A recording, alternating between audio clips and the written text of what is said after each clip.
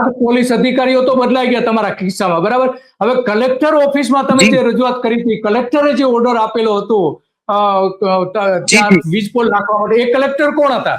સૌથી પહેલા જે અધિક કલેક્ટર સાહેબ હતા કેતન જોશી સાહેબ, જે અત્યારે પીજીવીસીએલ ના મેનેજિંગ ડિરેક્ટર છે રાજકોટના, બરોબર.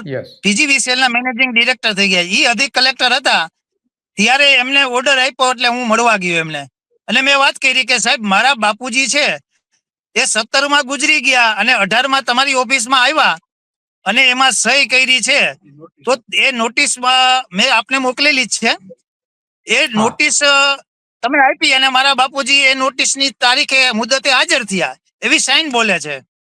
અને જો મારા બાપુજી અહીંયા આવ્યા હોય કલેક્ટર ઓફિસમાં, તો સાહેબ તમારે મને જાણ કરી હોત તો કદાચ મારા બાપુજી કંઈક મને ખબર પડે કે એમાં શું છે. તો હસવા માંડ્યા એ કે કોઈ મરેલી વ્યક્તિ. મેં કીધું સાહેબ આમાં સાઈન આ કોની છે? આ સાઈન ઓળખાવશો તમે? એ મારા બાપુજી સાઈન કેવી કરતા હોય મને ખબર હોય, આ મારા બાપુજીની સાઈન. તો એમને કીધું એ ભાઈ તપાસનો વિષય છે, તમે ફરિયાદ કરી શકો છો. મેં એક વખત ઓર્ડર કર્યો, એ કરી નાખ્યો છે, તમે ફરીથી પાછો થાંભલો કાઢવાનો ઓર્ડર કરો, એવી રીતે ફરિયાદ કરો.